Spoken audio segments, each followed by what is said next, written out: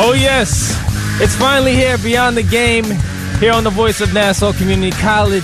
It's 90.3 WHPC. I'm your host for today, Brandon Johnson. Sitting across from me, got my guy Dominic Arbolino, and right next to him, to his right, Eric Fischetti. It's actually his left. Come on, man. Don't do that to me. For Brandon's side. side. For me, my side is to the right. There you go. Yeah, there you go. Absolutely. You're both correct. How we doing today, guys? Very good. So far, so good. We got it's a little different lot scheme to right about. now. It is. It really is. But, we're going to make quieter. it work. It's we're going to make it work. A little quieter. Hey, I have nothing to rant about, so I'm sure none of us have nothing to rant about, so we're going to get right into these stories in the NBA headlines. Scott Perry from the Sacramento Kings, former vice president of basketball operations, has agreed to become the Knicks general manager on a 5-year deal. During his short stint in Sacramento, Perry played a part in the draft and former Kentucky guard De'Aaron Fox with the 5th overall pick last month's NBA draft.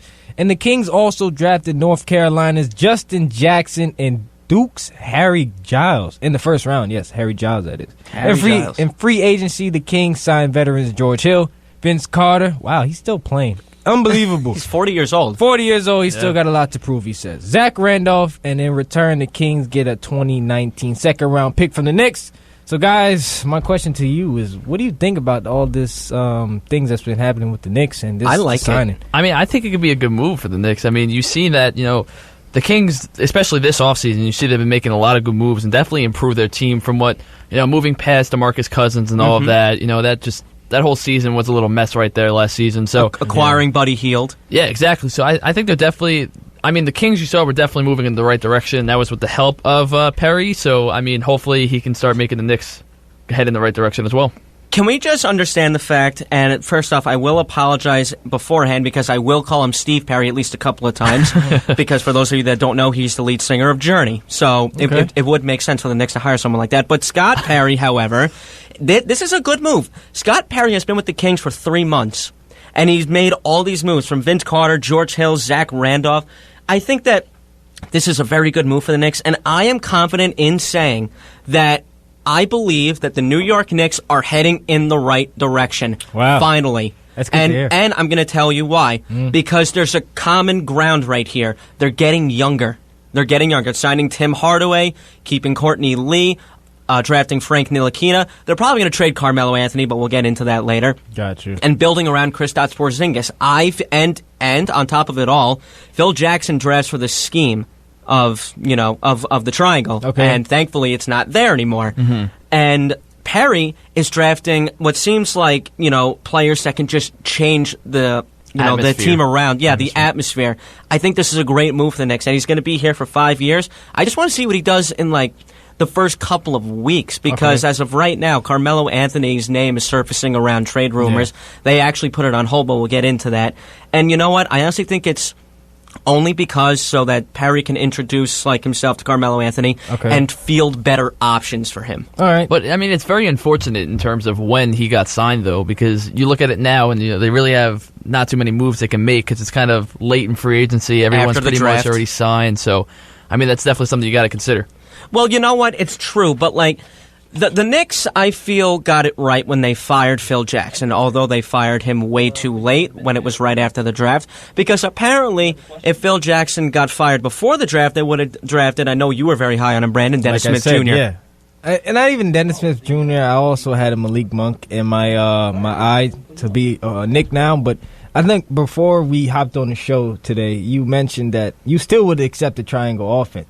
No. I wasn't going at that. Oh, okay, I'm saying that I would appreciate the fact that with Hornacek's offense, without Phil breathing down his neck, it's going to be a good offense. Okay. And we have a caller on the line. Caller, you're on Beyond the Game.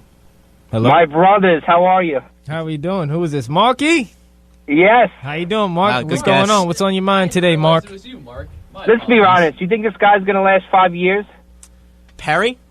I think he has definitely the potential to last 5 years. I mean, look what we have done in recent years, Mark. It hasn't been nothing that's eye-catching when Phil was at the helm of everything. So this guy, you clearly see he made a few moves before he left Sacramento. And coming to the New York franchise, we need a fresh start. We need something that's going to get our fans excited to... You need a new identity. Yeah. And we're basically starting over. So I think he's definitely got the opportunity there, especially with the young guards we're having, signing Tim Hardaway and stuff like that. But how many guys have they bought out over the years? How many guys have they brought out over the years? Well, No, bought out. Bought out. Contract early, fired. Well, and now, if you consider like Glenn Grunwald and Donnie Walsh, those are two names that come to mind. But don't forget, Perry was one of the guys that helped build the early 2000s Detroit Pistons. So he clearly knows what he's doing. Already within 3 months, he's turning the Kings around, and he's not even there anymore. Yeah. So I think I don't know, but the thing is now it's super team or bust. You can't be kind of caught in the middle. No, but look at this, Mark. That's true. Which is very unfortunate. When you look at the Golden State Warriors, before they had Kevin Durant, they were all drafted. Klay Thompson was drafted, Steph Curry was drafted, and also Draymond Green. They evolved into something special, all right? And players can't do that sometimes. So then it really became a super team. Like I spoke to Jacob one time, and he said they clearly are a super team. Considering the fact they even got drafted by the same team, it's just that they become so great. They mesh well together. That's what it is. That's just all it is. They build together. They're young together. They go through it together. Yeah. Develop the chemistry. It's not like the Miami Heat era where you had LeBron and Chris just coming straight over to Miami. But what I think you're thinking of, Mark, is when you consider a super team, you're not considering building through the draft. You're considering signing these big primetime free agents, right? Right. Well, you know what? The Knicks obviously can't do that because, let's be real, no one wants to come here. Nobody wants to play for the Knicks. Like, do you remember when they had the 54-game winning season? That was the best New York Knicks team this era. That was one playoff series that they won since 2000. I know. Like, the Knicks are the Cleveland Browns, well, before when the Cleveland Browns were a dumpster fire, but let's see how they do this year. The New York Knicks are the dumpster fire of the NBA. It's true. There is no team that's behind them that's worse than them. The Knicks are at the bottom of the barrel. But this hiring of Perry, I mean, like I said before, in 3 months with the Kings, you can already see a huge difference. It's true. But you can't do anything now. I mean, the Knicks only have $1.5 million left in cap space. Yeah, that's true. I was true. just going to mention that because you're paying $143 million to Joakim Noah and Tim Hardaway. So. I know. It's just so unfortunate, like how a player like Joakim Noah even lands in New York, because I didn't really like the signing at first. So, I mean, money is definitely not there, and they're definitely not trying to buy out Carmelo Anthony. They want something for him. I have to admit, that would be a desperate move if they do that. I have to admit, when the Joakim Noah signing came out, I loved it. And I'm going to tell you why. Because I thought that when Joakim Noah was going to get signed here, it was going to be veteran presence to be built around. He was coming off a Defensive Player of the Year, I think, 2 years ago. And stupid me for thinking he's going to be Florida Gator Joakim Noah. Oh, yeah. It was not the case at all. This guy can't stay on the court. He is not healthy. He's in his early 30s and he's playing like he's 50. Like, let's be real. He seems older than what he's playing. Do I think he could be veteran experience? Yes. On the court? No. Off the court? Yes. So in one way, the signing can work out, but if it's in terms of production on the court, it's just not working out. And still, unfortunately, you're stuck with him. You're paying him so much money to be a teacher off the court. When you pay and it's not worth it. That's why you hire coaches. That's why I think for Knicks fans, you just have to realize that this season is just not. Obviously, it's a throwaway season right now. Obviously, you're not going to lose every game, but you're going to try. Like you're going to see the young players. They're going to try and win as much as they can. But yeah, really just have to look for next offseason. That's really what you're looking for. The cap is going up. Is the cap going to go down again? What did it go down? $5 million this year? That is a good question. No idea. What happened was the Warriors won so many games they lost TV games. Yeah, that's true. That's a funny one. But you know what? That's where they get most of their money, from the TV. That's true. Yep. Hey, you're right. But let's be real. The Eastern Conference is so weak that I'm going to say it right now. The New York Knicks are not making the playoffs this year unless a drastic change is going to happen. But you know what? Even in a weak Eastern Conference like this, because everybody's going west. Like the only notable name that I can think of off the top of my head that came from the west to the east is Gordon Hayward. And you know what? The Cavs and the Celtics are going to be 1-2 again. And even in this weak Eastern Conference, the Knicks could push for a playoff seed, but I don't think so. I think they're at least going to be like a 10 seed, maybe a 9. Yeah, pretty much true. In the East, you have 4 seeds locked up. You got the Celtics, Cavs, Wizards, and Raptors. Yep. From there on, it's fair game. Yep. But even then, the Knicks can't compete in that. No, they can't. No, too young, not developed enough, not good veteran players. No. Yeah. I don't think so. Thank you, Mark, for calling in. No problem. My pleasure. Speak to you guys soon. All right. Yeah. Talk All right, to thank you. Mark Talkie there, community volunteer here at WHPC. He's doing his thing as well. We're going to keep the thing, keep it moving right now, staying with the Knicks. As the rumor keeps on flowing, New York Knicks forward Carmelo Anthony has been out on the trade block for at least a year now, it seems like. The Houston Rockets have expressed interest in longtime forward for the Knicks. In 74 games, Melo averaged 22.4 points per game with 44% shooting from the field goal percentage and 5.9 rebounds, 2.9 assists. Eric, what do you think is going to happen with our guy Melo? Okay, here's what I think's going to happen. I still think he's going to get traded, but I don't know if it's going to be to the Rockets. I would like to think that he'll end up playing with Chris Paul and James Harden, but the Knicks have always had this battle with common sense. And you know what? The Knicks are doing it right now because right after you hired a new general manager in Perry, he's going to field his options better, as I pointed out before. Because the big name that you need to look out for is Ryan Anderson. That guy has a massive contract, and if the New York Knicks end up with Anderson, it's going to be the same thing like it's going to be with Carmelo Anthony. It's too much money and not enough room to have any leeway to sign players like a Rondo, if he's still out there, or even a Derrick Rose. But you know what? I do think that the Knicks are going to trade him. I don't know when, because they paused the trade talks, probably only because of the general manager. But other than that, I can't see any way that this deal falls through, because the Knicks have to trade him for the sake of the franchise, because the Knicks aren't going anywhere. Carmelo Anthony's not getting any older.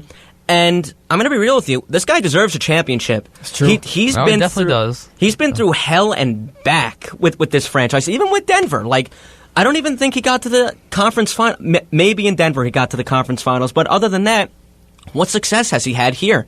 It's not fair, because he can be one of the greatest Knicks of all time. He can be, but it's just not working out here. And I feel very bad for him, because Phil Jackson screwed him so bad by saying, hey, we're going to put Carmelo Anthony on the trade market. Like, we want to get rid of him. Just take him. So the offers go down, and he's downgraded, and it's honestly very disrespectful to him, too. Oh, 100%. You're listening to Beyond the Game here on the Voice of Nassau Community College on 90.3 WHPC. I am Brandon Johnson. Across from me, Dominic Arbolino, and to his left, I got it right today, is Eric Fischetti. If you want to talk about something in sports, you can call us up 516-572-7440. We want to know what you want to hear. So let me just give you my take on this whole scenario, right, before we head into another story. Well, Carmelo Anthony has been nothing but professional, you know, ever since joining the New York Knicks. It's unfortunate how a guy, Phil Jackson, that he actually looked up to when he came to, you know, New York as our VP, it just threw him under the bus. And I feel like Melo can play so much better. But everything going through your mind as a man, you know, playing in the NBA, you're traveling, and you have to think about you being traded or someone talking down on you. That really, like, affects a person. You know what I mean? And as far as the Knicks, you know, heading into the future, I can't see Melo being a fit no more. He wants to compete. He wants to at least play with guys that he knows very well. And I think he deserves that opportunity. I mean, he's given New York his heart. You know, he's had good years. He has bad years. Waiting on a rebuilding year from Phil, which he wanted to promise him. But then when it comes to playing on an injured knee, playing on an injured knee. And this year, we had high playoffs expectations. So it didn't work out. So that's my take. You know, so definitely we're gonna move out west to the Los Angeles Lakers. They just signed a young guy too. Kentavious Caldwell-Pope has agreed to a 1 year deal, 18 million deal, with the Los Angeles Lakers. He's expected to have a significant role with the Lakers this year, who recruited him after he became an unrestricted free agent last week. The deal will enable Caldwell-Pope to re-enter the market in 2018 when the salary cap is expected to rise, as we mentioned when we talked to Mark, and there will be a strong market for shooting guards. What do you think of this deal, guys? I think it's a very good deal for the Lakers for the fact that he was expected to have a max contract. You know, you heard the Nets floating around with him.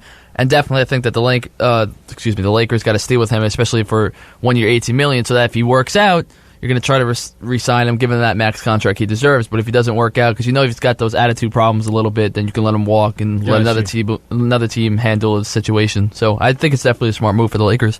I mean, I think with the Lakers, I do think that this was a good move for Los Angeles, because even with them, too, they're getting younger. And with them drafting Lonzo Ball and taking in Brook Lopez, that just creates such at least I believe, such chemistry because Brook Lopez has the veteran experience. He has been in the playoffs. Yeah. Lonzo Ball was the talk of college basketball this whole time, even with LeVar Ball breathing down his